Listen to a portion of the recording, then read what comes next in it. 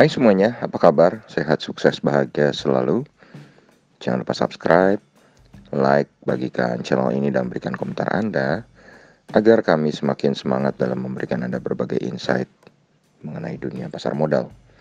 Bagi Anda yang selama ini telah mendukung kami ucapkan terima kasih. Kami doakan Anda selalu diberikan kesehatan, rezeki, dan kebahagiaan yang melimpah. Jangan lupa aktifkan lonceng notifikasi agar Anda tidak tertinggal setiap kami mengeluarkan video terbaru. Dan langsung saja kita mulai dengan market outlook untuk perdagangan hari ini, tanggal 16 Juni, hari Rabu. Kita akan melihat dari berbagai berita yang ada di seputaran market Indonesia hari ini. Lebih dulu baru kita berpindah ke market US, dimana kalau kita lihat hari ini kurang lebih jam 11 akan ada pengumuman mengenai neraca perdagangan bulan Mei, ekspor year on year, impor year on year, dan nanti di sore hari ada penjualan mobil tahunan, dan tanggal 17 ada keputusan mengenai suku bunga.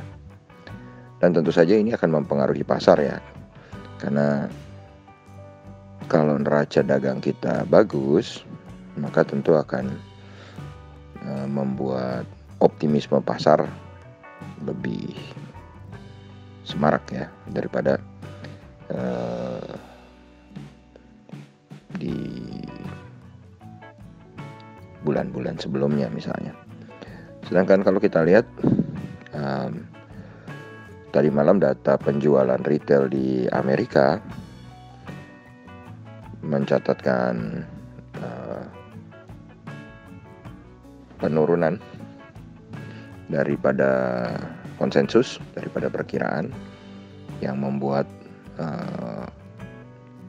harga saham di Amerika terkoreksi hari ini. Jadi karena adanya data retail yang kurang baik, jadi prospek recovery dari COVID atau optimisme dari COVID sedikit melambat di Amerika, dan itu dipakai untuk kesempatan koreksi. Dan kalau kita lihat di dalam negeri juga ada berbagai berita, seperti contohnya berita mengenai agro dan juga mengenai kemungkinan BRI akan bersinergi dengan Pegadaian dan PNPM Madani. Dan yang paling penting diperhatikan adalah beberapa emiten yang masuk dengan permohonan pilot atau notasi B dan PKPU atau notasi M yang perlu Anda perhatikan. Di antaranya adalah Pelangi Indah Kanindo Tbk atau PIKO, kemudian Pan Brothers Tbk atau PBRX, kemudian Grand Kartek Tbk atau KRAH, S Hardware Indonesia atau AHS, Sri Rezeki Isman atau SRIL, Waskita Beton Precast atau WSBP, Pollux Property Indonesia atau POL. Ini semua mendapat notasi M, PKPU, sedangkan permohonan pilot ada 2, Golden Plantation Tbk atau GOL, dan Mitra Pemuda Tbk atau MTRA. Nah, ini adalah menurut kami saham-saham yang sementara ini harus Anda hindari terlebih dahulu. Sedangkan dari saham-saham yang berencana akan melakukan right issue, tampak Bank Rakyat Indonesia atau BBRI yang untuk membentuk holding BUMN ultramikro dan modal kerja, kemudian Pelayanan Nasional Bina Buana Raya atau BBRM, kemudian Padi atau Mina Padi Investama Sekuritas, kemudian SDRA atau Bank Wori Saudara Indonesia, Dan yang terakhir adalah Zebra atau Zebra Nusantara. Jadi ini adalah beberapa perusahaan yang akan melakukan right issue. Bisa Anda perhatikan apabila Anda penggemar right issue. Dan kalau kita lihat, sekarang kita kembali ke market Amerika, di mana market Amerika seperti yang kami katakan tadi terkoreksi, di mana Dow Jones mengalami penurunan 0,27% atau 94,4 poin ke 34.299. Nasdaq juga terkoreksi 0,71% atau 101,3 poin ke 14.073. Sedangkan S&P 500 mengalami penurunan 0,2% atau 8,6 poin ke 4.247. Jadi selain memburuknya data retail, juga kalau kita lihat market Amerika cenderung menunggu pengumuman kebijakan moneter dari Fed atau Bank Sentral Amerika. Dan ini berlawanan dengan market Eropa, di mana market Eropa tampak steady kembali naik, dipimpin oleh FTSE 100 Index London dengan 0,36% atau 25,8 poin ke 7.173. Kemudian DAX Frankfurt naik 55,9 poin ke 15.730. Dan CAC Prancis yang naik 23,2 poin ke 6.640.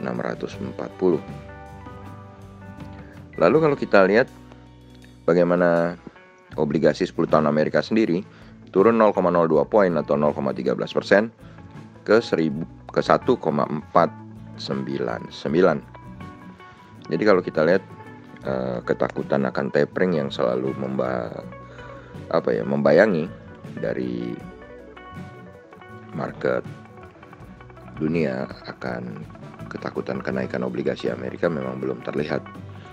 Tapi kalau kita lihat dari dollar index yang menguat 0,05 poin atau 0,01% ke 90,512, ini cukup membawa pukulan signifikan ke market komoditi yang sebentar akan kita review. Dan kalau kita lihat naiknya dollar index itu juga memukul rupiah, di mana rupiah terpukul 22,5 poin atau 0,16% ke 14.225. Sementara kalau kita lihat TLKM NYSE atau saham Telkom di New York Stock Exchange di Amerika mengalami kenaikan 0,37% atau 0,09 poin ke 24,32, atau kalau dirupiahkan Telkom menjadi 3.464 di Amerika. Sedangkan EIDO atau ETF Indonesia yang diperagangkan di Amerika atau kumpulan 31 saham Indonesia yang diperagangkan di Amerika ini ternyata mengalami penurunan kembali 0,77% atau 0,17 poin ke 21,78. Berbeda dengan hari sebelumnya di mana market US-nya hijau, EIDO-nya merah. Kali ini memang betul-betul EIDO murni mengikuti pergerakan market US yang sama-sama merah. Kemudian kalau kita lihat dari bursa komoditi memang cukup beragam, di mana kalau kita lihat oil, dalam hal ini minyak, mengalami kenaikan 1,29 poin atau 1,75% ke 72,12. Sedangkan gold mengalami penurunan 9,5 poin atau 0,51% ke 1856,4.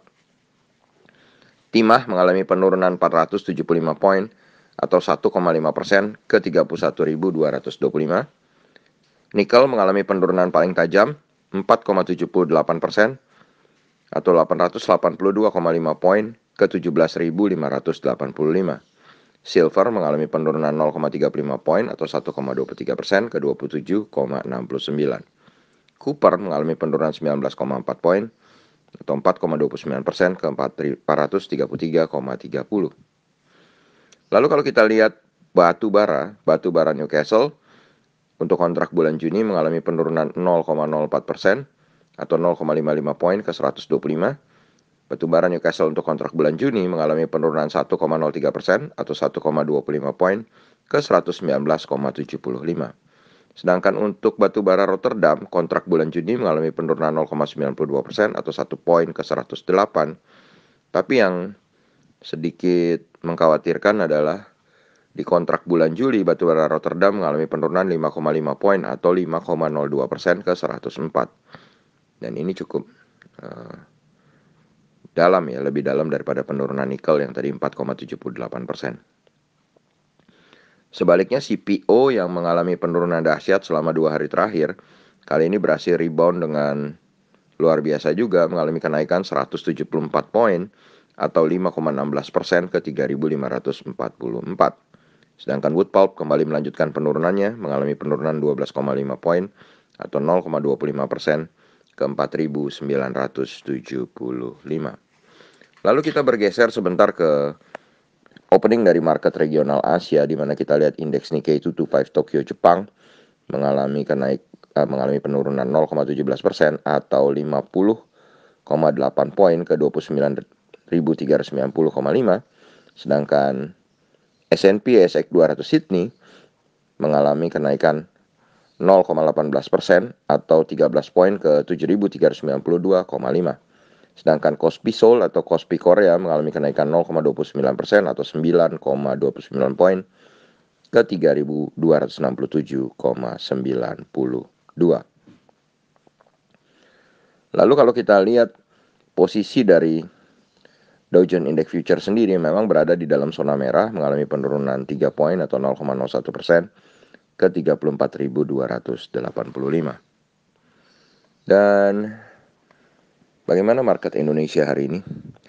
Kami memperkirakan bahwa market Indonesia hari ini akan 51% berada di dalam zona merah, mengikuti market Amerika dan juga mengikuti Nikkei Jepang.